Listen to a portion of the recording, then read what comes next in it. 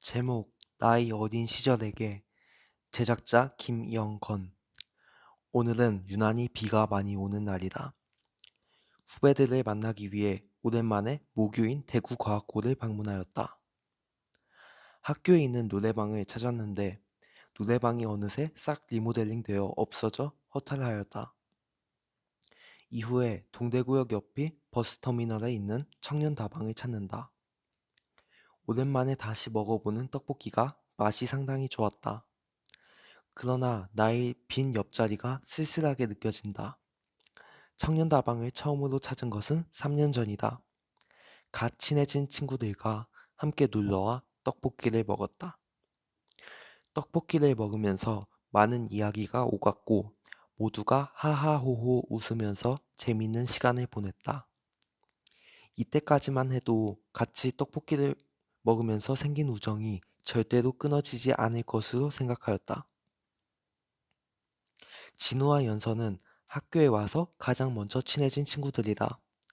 우리 셋은 모든 시간을 함께 하였고 절대로 떨어지지 않을 것만 같았다. 학교에 온 지 얼마 안 되어 우연히 한국사 보고서 수행평가에서 같은 조가 되었고 모두가 힘을 내어 성공적으로 보고서를 작성하여 친해질 수 있었다. 물론 처음엔 어색했지만 진우의 장난기가 우리들 사이를 통하게 하였다. 구글 공유 문서에 진우가 적었던 장난기 있는 말들은 대학생이 된 지금도 날 피식하고 웃게 만든다. 이후에 우리는 모든 일들을 함께 했다. 학교 위험 요소를 개선하는 대회인 안전 PT 대회에서는 내가 창의적인 아이디어를 제시하여 금상을 받았으며 R&E 연구대에서는 상을 받지는 못했지만 연구를 핑계로 실험실을 차지하며 2시간 동안 깔깔대며 재밌는 이야기를 나눴다. 셋이서 얼마나 합이 잘 맞았는지 다른 친구들, 심지어 선생님마저도 절대로 떼어낼 수 없는 사이라고 정의하였다. 이뿐만이 아니었다. 항상 같은 장소에서 공부하면서 졸고 있는 친구들 깨우고 어려운 수학 문제의 풀이를 공유하는 등 말 그대로 동고동락하였다. 2년 전쯤 2학년이 갓 되기 전에 청년다방에서 우리는 2학년이 돼서 이루고 싶은 목표를 포스트잇에 적고 공유하였다.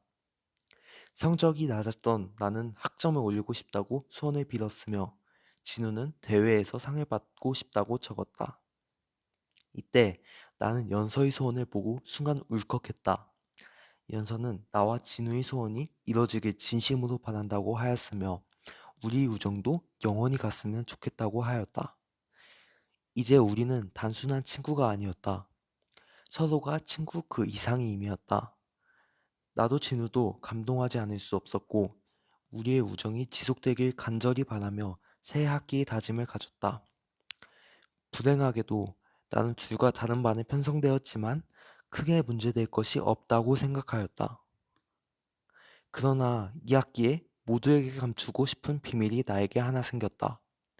같은 반에 높은 코가 인상적이었던 유민이를 좋아하게 된 것이다. 그러나 나에게는 믿을 만한 친구 2명이 있었고 비밀을 털게 된다.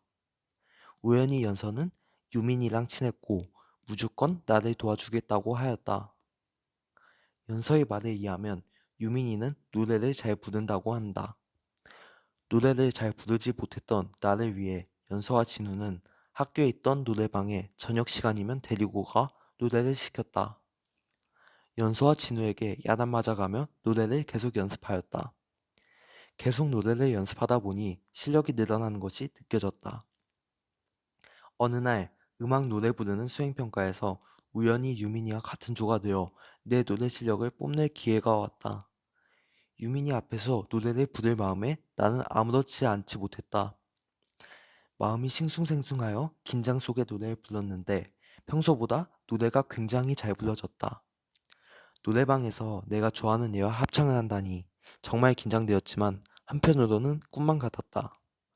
덕분에 수행평가도 굉장히 좋게 끝났고 무엇보다도 유민이에게 칭찬을 들었다. 그렇게 노래방을 나오고 오늘 밤에 기숙사에 돌아와 잠을 청해보지만 유민이 생각에 잠이 안 왔다. 유민이가 좋아하던 노래를 계속 흥얼거리며 잠을 청하는 밤이었다. 나는 아직까지도 이날이 학교에서 제일 좋았던 날로 기억난다. 그러나 이후에 내가 유민이를 좋아한다는 소문이 돌기 시작했다. 이런 소문이 퍼지면서 유민이를 대하는 나의 태도가 부자연스러워졌고 유민이와 어색해지기까지 하였다. 물론 다른 친구들이 추궁에는 부정하였지만 사실을 알고 있던 연서와 진우가 의심되었다. 나는 이 둘이 소문낸 건 줄 알고 며칠 동안 삐져서 말을 하지 않았다.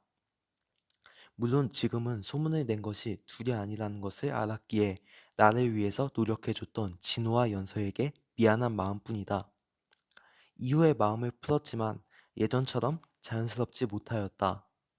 청년다방에서 연서와 진우가 나에게 말을 걸 때 자연스럽지 않음이 느껴지기도 하였다.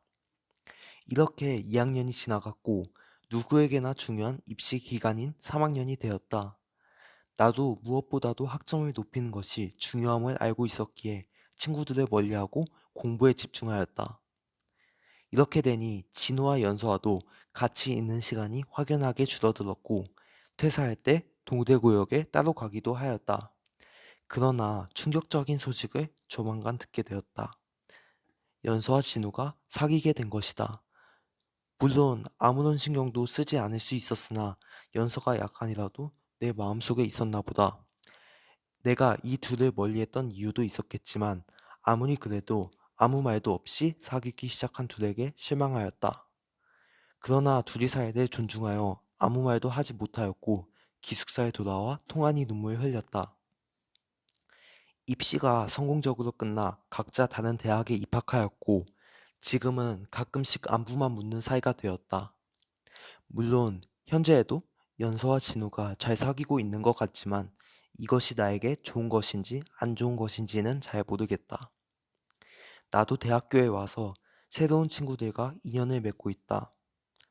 대학교에서 새로운 친구들과 술을 마시다 보면 나의 이야기를 꺼내고 싶어지는 욕구가 커지지만 감정이 제어되지 않을 것 같아 술에 취해도 이 이야기만큼은 꾹 참는다.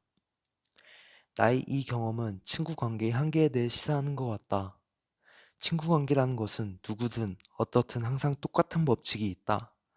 절대 떨어지지 않을 것 같았던 사이여도 사소한 계기를 통해 틀어지고 잠시 어울리지 않더라도 급격하게 멀어진다. 10년지기 친구도 잠시 연락이 안 되어 관계가 끊어지고 20대 친구가 많았던 사람들도 서로 다른 길을 걸으며 한 명씩 떨어져 나가는 것처럼 말이다. 세상에 영원한 인간관계는 없다. 그러나 짧은 인간관계 속에서도 새로운 관계를 형성하고 자신이 좋은 성격을 최대한으로 살려 행복하고 즐거운 추억을 많이 만들면 그걸로 되지 않겠는가?